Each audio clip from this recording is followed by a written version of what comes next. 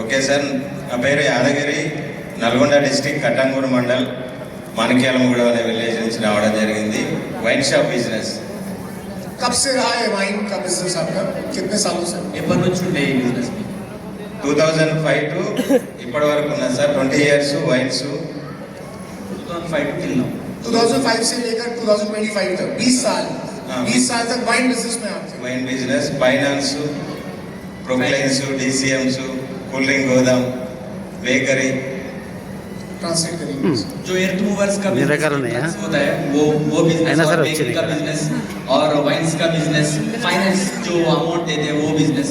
आप दूसरे लोगों को पैसा देते थे। यस, అంటే వైన్ షాప్ అనేది లక్కీ లాటరీలో ఉంటుంది కాబట్టి రావచ్చు రాకపోవచ్చు అని ఆల్టర్నేట్గా ఇంకో సోర్స్ అని ఫైనాన్స్ స్టార్ట్ చేసిన సార్. एक्चुअली क्या है, ये वाइन शॉप का जो होता है वो लकी ड्रॉ में अगर इनका नाम निकला तो ही वाइन शॉप इनको मिलता है, गवर्नमेंट का लाइसेंस। तो वो तो मिलेगा नहीं मिलेगा, इसके लिए साइड में बहुत सारे बिजनेस इन्होंने शुरू करके रखे हुए हैं। फाइनेंस का है, बेकरी का है, और बुलडोजर या रिक्लाइनर, वो जो अर्थ मूवर्स जो होते हैं, JCB होता है, वो बहुत सारे बिजनेसेस इन्होंने शुरू करके रखे। तो कितना पैसा इन्वेस्ट कर रखा था आपने अपने इन सब बिजनेसेस में? इन्वेस्टमेंट చేశారు అంటే ఒక్కొక్క బిజినెస్ బట్టి ఉంటుంది సార్. మినిమం 1 CR ఎబో ఉంటుంది పెట్టుబడులు. ఒక బిజినెస్ అంటే వైన్స్ ఏంటంటే ఓవరాల్ గా మీ ఇన్వెస్ట్మెంట్స్ అట్లా తెలియదు సార్. షాప్ మనకు లక్కీ డ్రాలో వచ్చిన దాన్ని బట్టి, అవసరాన్ని బట్టి మనం పెట్టుబడి పెడుతుంటాం. ఉంటే జేసీబీలు ఇవన్నీ ఉన్నాయి కదా, ఇవన్నిటికి ఎంత పెట్టుబడి పెట్టుకుంటారు మీరు? మినిమం ₹1 కోటి పైన ఉంటుంది సార్. 1 करोड़ के ऊपर का एक बिजनेस में डिपेंडिंग एक बिजनेस में 1 करोड़ रुपए, तो करोड़ों रुपए आपका इन्वॉल्व था। టోటల్ ఒక 1 CR పెట్టుబడి అన్ని రకాలుగా. అంటే అన్నీ ఒకేసారి చేయలేదు సార్. ఫస్ట్ ఫైనాన్స్ స్టార్ట్ చేసిన, ఫైనాన్స్లో లాస్ వచ్చినాక మళ్ళీ ప్రోగ్రెన్స్ తీసుకున్న మిషన్ కాకతీయ ఆ టైంలో. అవి వర్కౌట్ కాక మాకే వైన్ షాప్లు ఎక్కువ వచ్చి ఉండే అప్పుడు DCMs తీసుకున్న, అవి తీసేసి DCMల తర్వాత ఒకటి కూల్ డ్రింక్ గోదాం స్టార్ట్ చేసిన, GST పైన బెంగళూరుకి వెళ్ళి ఇట్లా తెప్పించి. ఆ తర్వాతకి ఏంటంటే అది కూడా వర్కౌట్ కాలేదు కరోనా టైంలో. ఆ తర్వాత ఈవీ ఫ్యూచర్ ఉంటుందనే ఆలోచనతోటి నల్గొండలో ఒకటి ఈవీ షోరూమ్ పెట్టిన, 2 వీలర్. అది కూడా సెట్ కాలేదు. నార్కట్పల్లి కామినేని హాస్పిటల్ దగ్గరలో ఒక బేకరీ స్టార్ట్ చేసిన, జూప్ కేప్ అని ఫ్రాంచైజ్. ఇట్లా మారుస్తూ ఉన్నాం సార్. జూప్ కేప్ స్టార్ట్ కాకముందుకు ఒక 10 days ముందు శంకర్ సార్ ప్లాన్ చెప్పడం జరిగింది.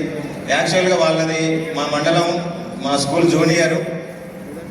ఆయన బెల్ షాప్ ఉంటుంది, మాకు వైన్ షాప్ ఉంటుంది. నెంబర్ ఫీడింగ్ ఉండే. స్టేటస్లో థాయిలాండ్ ఫోటో చూసి November 22లో నేనే కాల్ చేసిన. యాక్చువల్గా మా వైన్ షాప్లో నుంచి ట్రిప్స్ వస్తుంటాయి. నేను ఫారెన్ ట్రిప్స్ వెళ్ళిన, థాయిలాండ్ కూడా 2 times వెళ్ళిన అంతకుముందు. అట్లా శంకర్ ఏంది ట్రిప్ అయిందంటే, అన్న నేను వచ్చి కలుస్తా అన్నాడు. ఏందో చెప్పంటే ఇట్లా ఐటమ్స్ ఉంటాయని పేరు చెప్తే నేను కలవనీకి టైం ఇవ్వలేదు. బలవంతంగా ఫ్యామిలీతో వచ్చిండు, ఇంటి పక్కన ఉన్నా అన్నాడు. అంటే ఇక ఎట్లయినా చెప్పాలి కదా అని చెప్పేసి, టైం ఇవ్వాలని చెప్పేసి ప్రోడక్ట్ చూసినాం. పర్లేదు శంకర్ తీసుకుంటా అని చెప్పినాం సార్.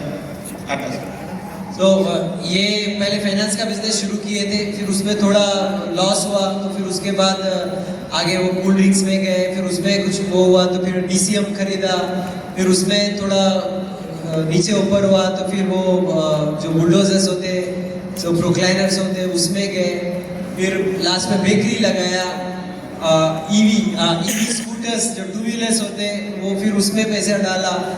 तो उनके जो फ्रेंड है, तो उनका एक फोटो उन्होंने देखा था जब ये कर रहे थे, तो वो थाईलैंड के लिए क्वालिफाई हुए, कुछ उनका फोटो था। तो ये वाइन्स के बिजनेस से थाईलैंड जाके आए, और उनके दोस्त वो भी थाईलैंड का फोटो लगाए। तो ये उनको कॉल किए कि आप भी थाईलैंड क्यों गए, मतलब कैसे गए? तो वो बोले कि मैं आपको बताऊंगा, कुछ प्रोडक्ट्स रहते हैं। तो इस तरीके से उनका मिलना हुआ। ये कौन से साल की बात है? ఏ సంవత్సరం అంటే ఏ సంవత్సరం 2022 కలిసిన మీరు శంకర్ సార్ ఎప్పుడు మీ ప్లాన్? శంకర్ సార్ 22 November 9 రోజు ప్లాన్ చెప్పారు సార్. నేను ఒక 10 days పట్టించుకోలేదు. అక్కడ నల్గొండలో ఒకటి కంపెనీ ట్రైనింగ్ అయింది, హోటల్ మనోరమలో. అక్కడ అన్న ప్లీజ్ ఇది ఒక్క రోజు రా అని రిక్వెస్ట్ చేసి అక్కడికి వెళ్ళాం. అక్కడ అందరు లీడర్స్ ఉన్నారు. పర్లేదు చేసుకుంటే బాగుంటుందేమో అనిపించింది. ఒక 10 days తర్వాత మళ్ళీ November 22, 23 టైంలో కర్మన్ఘాట్ వచ్చినాం సార్. మన పురుషోత్తమ దాస్ సార్ని కల్పించి శంకర్ సార్ యొక్క చెక్ చూపించారు. 10,63,000 ఉంది ఆ రోజు. ఆ చెక్ చూసి కనెక్ట్ అయినా. శంకర్ సార్కి 7,000 ఉండే. అప్పుడు నేను పట్టించుకోలేదు. మినిమం ఒక 10 members పైన వర్కర్స్ ఉండేది నా దగ్గర. నేనే 20,000, 30,000 ఒక్కొక్కరికి శాలరీలు ఇచ్చేది. ఆయన 7,000 చెక్ చూసి నేను కనెక్ట్ కాలే. ఇక్కడికి వచ్చినాక దాస్ సార్ చెక్ చూసి ఆ 10,63,000 చూసి నెలకు 10 లక్షలు వస్తాయో మన బిజినెస్లో కానీ పర్మనెంట్గా రావు, ఎప్పుడు వచ్చేది ఎప్పుడు పోయేది తెలియదు. మనం అనుకున్నంత చిన్న బిజినెస్ కాదు, ఫ్యూచర్ ఉంటుందని ఆ రోజు అర్థమైంది సార్. అదే నెలలో 7 రోజులలో సిల్వర్ డైరెక్టర్ కంప్లీట్ చేసుకున్న ఫస్ట్ మంత్.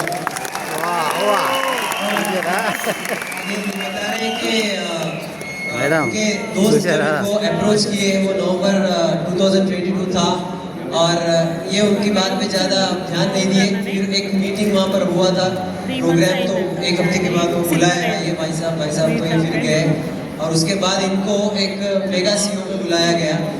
तो वहाँ पे ये पुरुषोत्तम दासू जी से मिले और उनका चेक 10 लाख का था, क्योंकि जिन्होंने इनको बुलाया उनका चेक 7,000 था, तो इनको वो कनेक्ट नहीं हुआ. क्योंकि इनके पास 10-12 लोग काम करते हैं, ये उनको सैलरी देते 30-30 हज़ार की सैलरी देते.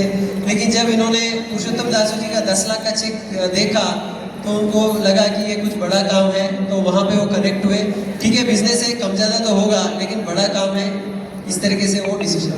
बड़ी मीटिंग में बुलाना क्यों जरूरी है वो आपको समझ आया? हम जब प्लान दिखाते हैं 1-on-1 प्लान, तो बड़ी पिक्चर नहीं दिखाई देती है, इसलिए सीईओ मीटिंग में बुलाना बहुत जरूरी है. सीईओ मीटिंग के बाद हमें idea to income program, entrepreneurship development program EDS उसमें बुलाना जरूरी है. उसके बाद हमें फैमिली रियूनियन में बुलाना जरूरी है, क्योंकि बड़ी पिक्चर ऐसे बड़े फंक्शन में मिलती है. मेरा सवाल आपसे ये है, आप तेलुगु में ट्रांसलेट कर दो इसको, मैंने जो बोला. సో మనము అందుకనే మీటింగ్స్ మెగా సిఓలలో ఇన్వైట్ చేయాలి, ఈడిఎస్ లో ఇన్వైట్ చేయాలి. అందుకనే మనం ఐడియా టు ఇన్కమ్ లో ఇన్వైట్ చేసినప్పుడు ఇట్లా లీడర్స్ ని కలిసినప్పుడు సో వాళ్ళకి నమ్మకం వచ్చినప్పుడు వాళ్ళు బిజినెస్ ని స్టార్ట్ చేయడానికి ఛాన్స్ ఉంటుంది. आपके पास पैसे की कमी नहीं थी, మీ దగ్గర పైసలకి ఏం తక్కువ లేదు. आप बड़े అంటే बड़े ఆ టైంలో ఆల్రెడీ ఇబ్బందులు స్టార్ట్ అయినాయి సార్. ఇబ్బందులు స్టార్ట్ అయినాయి. కరోనా టైంలో మా మేడం మిషన్ కుట్టుకుంటా అని చెప్పేసి స్కీమ్ ఉండే కదా సార్ గవర్నమెంట్ నుంచి. మిషన్ నేర్చుకుంటానే ఒక 1 మంత్ వెళ్ళింది, బ్యూటీ పార్లర్ నేర్చుకుంటాను 1 మంత్ వెళ్ళింది. అట్లా ఏదో ఒకటి చేసుకునే ఆలోచనలో ఉన్న మొత్తానికైతే ఇబ్బందులు స్టార్ట్ అయినాయి. అట్లా बेसिकली कोरोना टाइम में इनका सिचुएशन खराब शुरू हो गया था, खराब होना शुरू हुआ, तो उनकी मैडम कपड़े सीने का कुछ ट्रेनिंग लेने के लिए गए, ब्यूटी पार्लर का ट्रेनिंग लेने के लिए गए. तो कुछ तो और करना पड़ेगा, क्योंकि कोरोना टाइम में सिचुएशन खराब हो चुका था. आपको वाइन बिजनेस में बहुत नुकसान नहीं हुआ था? వైన్ షాప్ లో మీకు చాలా లాస్ అయిందా? వైన్ షాప్లో ఏంటంటే సార్ లక్కీ లాటరీ కాబట్టి సింపుల్గా ఏంటంటే పేకాట టైప్ ఉంటుంది. ఆ టెండర్లు వేసేటప్పుడు ఎక్కడ పుడితే అక్కడ ఇంకొకటి మినిమం 2 lakhs, మొన్న అయితే 3 lakhs ఈచ్ టెండర్ ఉండే.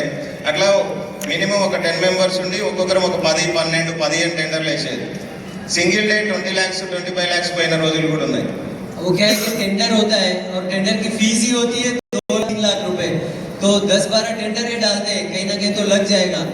तो वो तो नहीं लगा, तो एक ही दिन में 20-20 लाख भी चले जाते हैं. उस तरीके का लॉस होता है उसमें.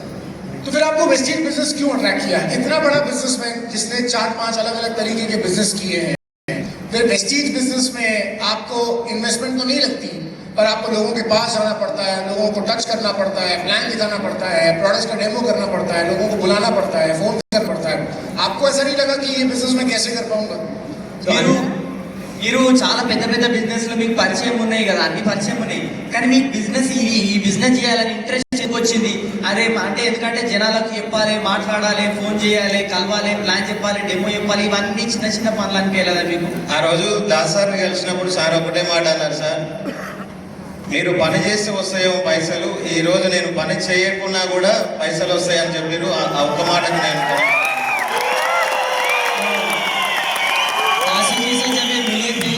दासू जी से जब मिले थे तो दासू जी ने एक बात इनको बोली कि आप काम करते हैं तो आपको पैसा आता है, मैं काम नहीं भी किया तो भी मुझे पैसा आता है. वो मुझे बात बहुत अच्छी लगी, कनेक्ट हुई. पॉज. दासू जी ने स्पिरुलिना नहीं बताया था इनको.